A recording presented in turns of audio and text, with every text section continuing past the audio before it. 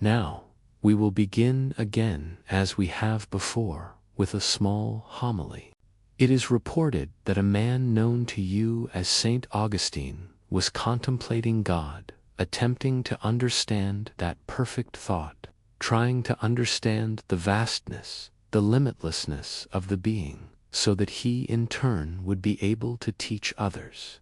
During a period of contemplation along the beach, he happened upon a young child playing in the sand, digging a hole. The venerable man spoke to the child and asked him, "What are you doing?" And the child said, "Well, I'm digging a hole." "But to what purpose?" The child replied, "Well, I am going to take all of that water and empty it into my hole." Saint Augustine smiled and said, "Well, that is impossible. That is an ocean. You can't place that ocean in that small hole." And the child looked up and said, "Neither can you truly understand the creative source." Well, it is true. We speak of truths which are one's beliefs. For the most part, humanity understands them on a mental level, giving names to various principles. It gives names to learned individuals who have attempted to clarify those principles and those truths. Humanity also at times has gotten ridiculous with some of its interpretations of truths. That has been the problem, that humanity has sought to understand the creative source on that mental level. We have mentioned many times that this millennium concerns the blending of the consciousness of humanity, the superconscious, subconscious, and the conscious mind. That blending also means the mind and the heart. So in utilizing that which is before you, in order to live the higher quality of life that each of you desire for yourself, it is not enough to know the principles, the truths, the beliefs. Those you can read in a book, you can hear from the pulpit. It is not enough. If you desire to live that higher quality of life, which your presence here would indicate, you must take it a step further. You must feel. We have said time and time again that this millennium is so different from the previous one because the time of the one leader has passed. Now, to some that may sound horrible because they have no one authority to look to for the answers. But one must truly understand what it means. It means that there is no other authority than the voice of the creative source within your own heart. And that, in order to attain that higher quality of life, one must feel the truths, the beliefs, live them constantly, and work with them constantly in one's life. Now, it is also true that human nature is such that it constantly tests itself, and therefore it says, "Well, I lived it yesterday, but today I did not." And once again it is, my fault, my grievous fault. And it falls into an old pattern of guilt and recrimination. That's foolish. You are perfect, thought. Each of you have entered into a life expression in order to learn a specific principle, and in the process of that learning, you explore all aspects or facets of that principle. Therefore, you are constantly achieving and falling short in your achievement, because that is the process that you desire to use in order to learn. But each time that you live those principles and those beliefs, you gain more knowledge. And each time you gain more knowledge, you come closer to your goal, your purpose in that life expression. In order to gain more and more, one needs to understand and see, as well as feel, those things that are of negative nature. If one says, "Well, I keep trying to live those principles, but I keep falling back," if one follows that line of thought, one can become quite depressed and say, "Well, there is no use. I am going to fall back all the time, and so I might as well give up those principles and live a life of dejection. That's your choice, if you wish. But that is also not realizing the capacity of your own being, and it is not respecting self, which is another lesson.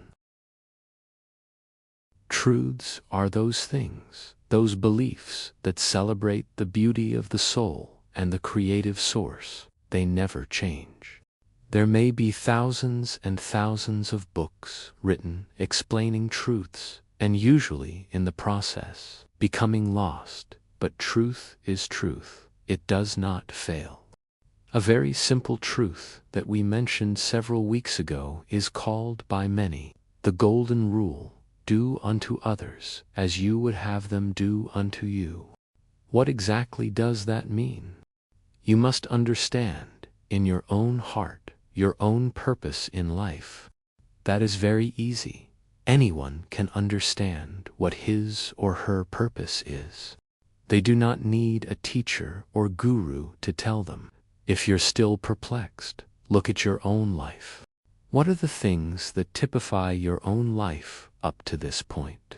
What are the patterns in your life that keep repeating over and over and over again? What is the main idea that typifies those patterns? Love, jealousy, hate, envy, joy, happiness. What are the patterns? There is always one word, one idea, which typifies those patterns and tells you the purpose of this life expression for you. Let's say that you are to learn, for instance, all there is to know about love, or about fear, or about grief, or about happiness, or about joy or sorrow. So you find your purpose, and you say, ah yes, well, all these patterns have this one common denominator. Well, if that is so, then how do you apply the golden rule? The golden rule may be, if applied within the context of whatever your purpose is, let us say that the purpose is sorrow, to do unto others as you would have them do unto you. And if your purpose is sorrow, then everyone will agree to create an environment so that you can learn about that which is your purpose.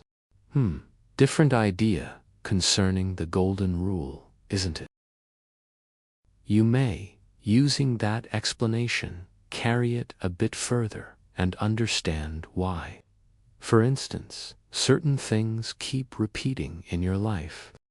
You say, well, the golden rule is all well and good, but those wonderful things don't happen in my life. People treat me terribly. They do all of these terrible things to me, and I am so innocent. I treat everyone wonderfully. Then what is the reason why these things keep occurring in your life? Understand what your purpose is. Once you understand that, and you apply this golden rule to your life, you understand further why certain things have been repeating themselves over and over as patterns. Then, and only then, will you feel that principle. Will you feel and know what your purpose is? When you feel and know what your purpose is, it creates ecstasy in your being and great joy. You realize that all this time you were not, never have been a victim of circumstance. That every one and every situation in your life has contributed to your purpose, has aided you in every way possible.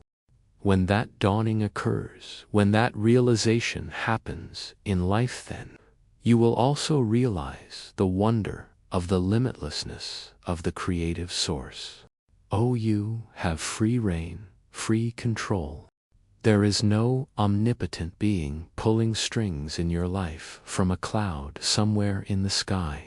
That is a human concept created again out of necessity, the necessity to separate, once again, truth from fact and humanity from God. What are other beliefs? Do you believe in God? And if so, what is that? What are your beliefs? What are the truths in your life? Most human beings have a muddle of beliefs concerning God. They are not aware. You may laugh, but to many that image of this omnipotent being in the sky, somewhere beyond the blue, is very real. That is their God. To others, it may be a tree that is God. We have said often that the word God is very limiting. Now I will tell you a secret. You have heard the phrase, perhaps, that God spelled backwards is dog. Now, right away, there may be some that say, blasphemer, you equate God to a dog. Well, on one hand, the dog is but another creature that is a thought within the mind of the creative source. But you must understand the origin of that concept. The origin of that concept began, dear friends, with us. In the philosophy and the theology begun by us some 5,000 years ago, we spoke of a dual deity, Ahura Mazda, the god of light, and Ahriman, the prince of darkness, and that a bridge existed between the two kingdoms, light and dark, and that humanity could cross that bridge in any direction. Now, along with this, we gave a symbol, someone to guard the bridge, and it is a guard for both sides. In other words, there had to be a balance between light and dark, positive and negative. The sentinel is the balance, the fulcrum, the focal point, just as the scales would be. That sentinel, dear friends, is a dog. Now perhaps you understand why I say that the word God is inappropriate. It is limiting because, in truth, God is the sentinel that balances light and dark. But the creative source is the totality of light and dark without limit. A God has limitations. It balances. It maintains a certain harmony, and it has dimension, a beginning and an end. The creative source does not have those limitations. God is a human concept originating with us. We takes responsibility, but the creative source is much, much more than that. So, what we're saying tonight might alter your beliefs somewhat. We have given you a different concept concerning the creative source and God, as well as a different type of understanding when applying the golden rule within each of your own lives. Now with this, you can see why the guide in the form of the child told St. Augustine that it was impossible for his human mind to fully understand the creative source, because the human mind in any one life expression understands only the facet of the creative source within the expanse of that life expression. Now things are about to change. As you enter into this new millennium, you become more and more aware of every aspect of your being, all of your life expressions, because time is simultaneous rather than linear. As you become aware of each aspect of your being, which is your soul, you bring to the conscious mind a clearer understanding, because each part, each facet of your being that lives simultaneously has a part of the knowledge concerning the creative source. The creative source is the sum of all knowledge, and of course, knowledge never stops. What occurs here is that you gradually have a better concept of the creative source than ever before. You expand upon your truth, having greater knowledge as you explore each aspect of your being, and with each one you will come to understand the purpose in each aspect of your being.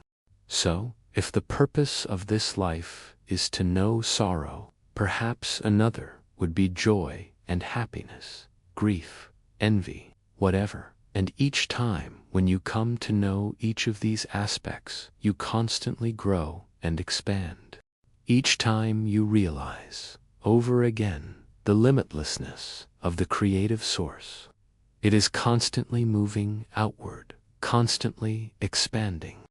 You may say, well, if that is the case, then it is an impossibility to ever truly know the creative source. Yes, that is true, until you gain full knowledge of your oneness with the creative source. So the knowledge constantly expands. It doubles upon itself constantly. There is another story, the story concerning the penny and how each day for 30 days the amount is doubled. A wise person will say, yes, I will take that proposition over a regular salary, because by the end of 30 days you are a millionaire several times over. Hard to believe, but it is true. It starts with one small thought, and when you understand that small thought, you allow it to double upon itself, each day gaining for yourself, each day expanding to a greater extent. Now, along with this, we mentioned, momentarily, long ago, the possibility of falling back into old habits and old patterns. Well, remember, you understand the truths mentally, and then you begin to understand them emotionally in your own heart. You apply the principles to the purpose in your life, and understanding that, you are then able to cement the connection between the mind and the heart. With that new energy, expand your own learning, always doubling upon itself, removing boundaries of your knowledge, constantly, not merely daily, but every moment you double your knowledge. So you say, well, I have certain beliefs. I believe in the universal laws, total non-judgmental love of self and all others, total acceptance of every aspect of being of self and all others. Well, those are the two universal laws. That is truth. Ask yourself, is that a truth of your own mind, or is it a truth of your heart, or is it a truth of the combining of the mind and heart? You see, if it is a truth only on the level of the mind, then you will constantly fall back into old patterns and enjoy your sense of guilt, like someone who is dieting and sneaks chocolate on the side, because like that, it is a habit. If you know it only mentally and do not feel it in your heart, you will constantly sabotage yourself. Or you might be rather exclusive in your beliefs. Let us say you believe those two universal laws. You say, yes, I believe in total non-judgmental love of self and all others, except for that person down the block. There is no way that I can love that individual. I accept all aspects of self and all others, except that individual who is running the schools.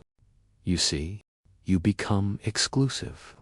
There you can also see how certain political beliefs have gained a foothold, how prejudice works. Because you are being prejudicially, are excluding, you are separating yourself from others. The more you separate yourself, either from yourself or from others, the longer it is going to take you to understand the oneness of the creative source. Most people miss the point of total non-judgmental love of self and all others. What are you really stating in that belief? You begin to understand the concept or truth of love that is the creative source. As a human being with a purpose in a life expression, you may also have preference, and this is what escapes many.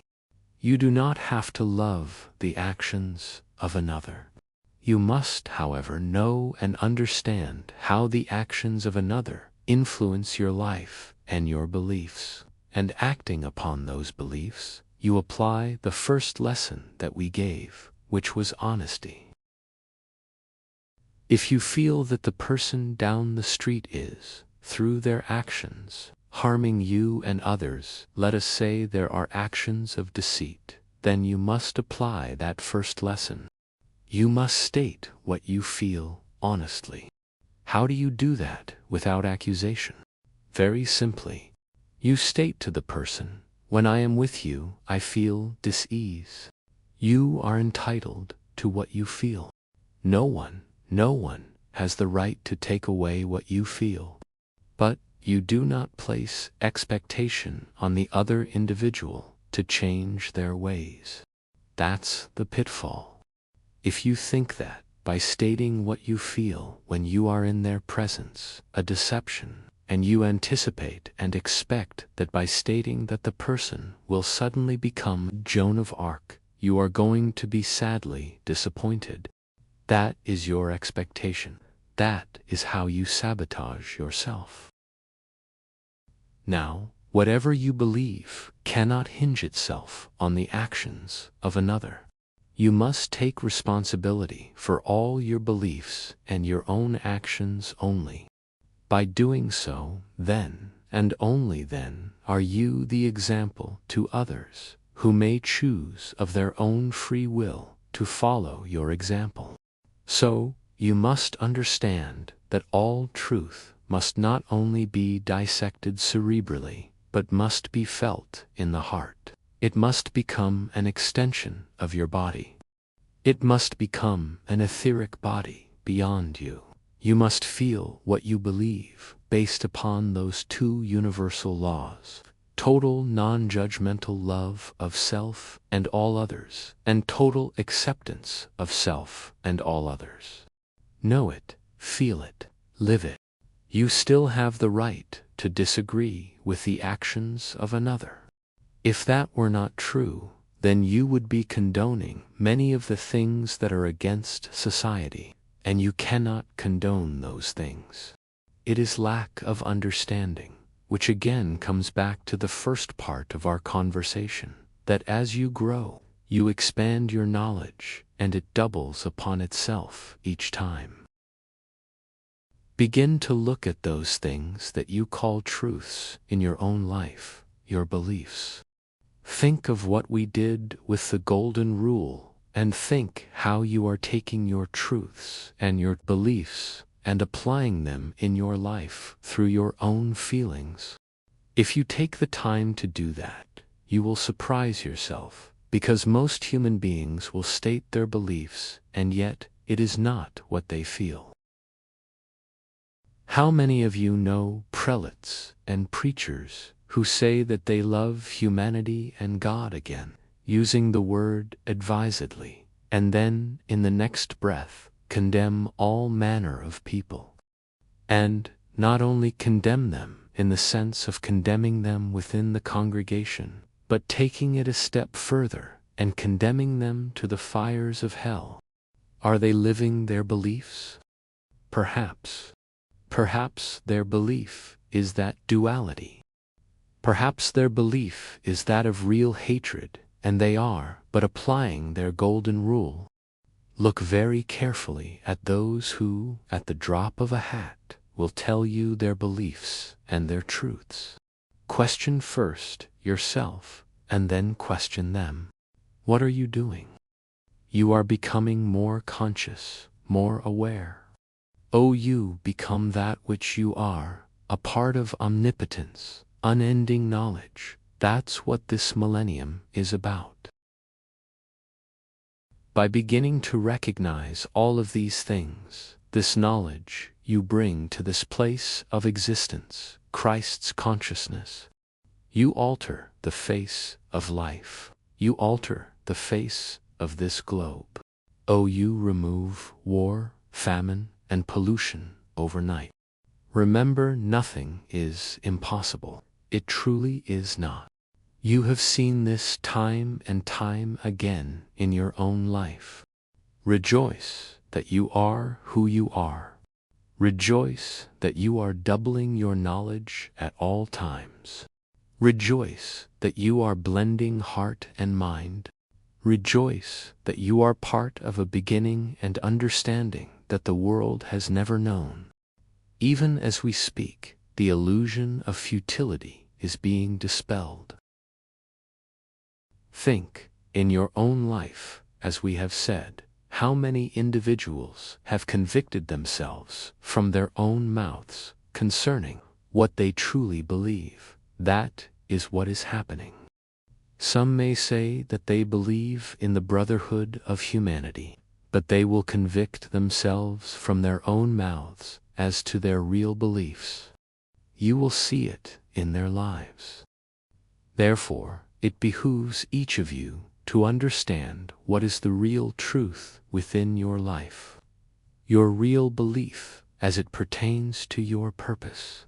When you understand that, then you have another tool to alter all of the patterns that have allowed you to feel victimized.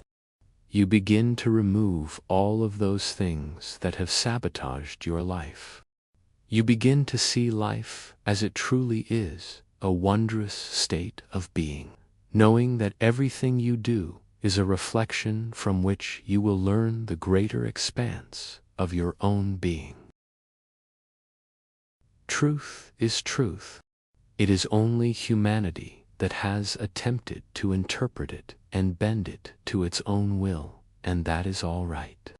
Now is a time for humanity to come to a greater understanding, to bring life and balance and harmony to light. It exists on the level of the soul at all times. It is only on the level of the human consciousness that it seems not to exist. You will gradually expand within this millennium, gathering all of the aspects of being within all expressions of life, bringing them together, expanding your knowledge and understanding truth. That is a wonderful proposition. And through that, humanity will finally be able to accept its birthright, that each of you are gods of balance, positive and negative, that each of you are the guardian, creating harmony and justice in your life, and by doing so, you aid in giving to yourself the greater knowledge of the oneness that is the creative source without an end. Well, we feel that we have given you a great deal to think about. We attempted to explain what is truth and what is belief, and how you can apply those principles in your own life. We have 3 other lessons, and each will build upon the previous one, so that hopefully by the end you will truly understand this formula that we have given forth, so that you may bring to this life expression all that you truly are, and still be able to maintain your existence on this plane, because there's a trick to that, too. If you know everything about who you are, then perhaps there's no need to remain on this plane of existence, so you simply shimmer and disappear, but that is another whole basket of eggs. You see, speaking of truth, this is also leading to our next lesson, which is respect, as you know. There is very little that we do that is not thought out. To others, it might be manipulation, but we prefer not to use that word in this context. But this lesson has been on truth. You are coming to a period of time that is a celebration. It is called the Feast of the Resurrection. You have the tools. Let it truly be your Feast of Resurrection. Let it truly be the recognition of the life that is the creative source within your own being, that through that knowledge there is no ending, no death. Let this be the resurrection of your wholeness and the limitlessness of your being recognized in this millennium. Give to yourself on this feast the joy, the happiness, and the love to which each of you are so dearly entitled. Set aside all of your limitations, and at least for one day, enjoy your godness.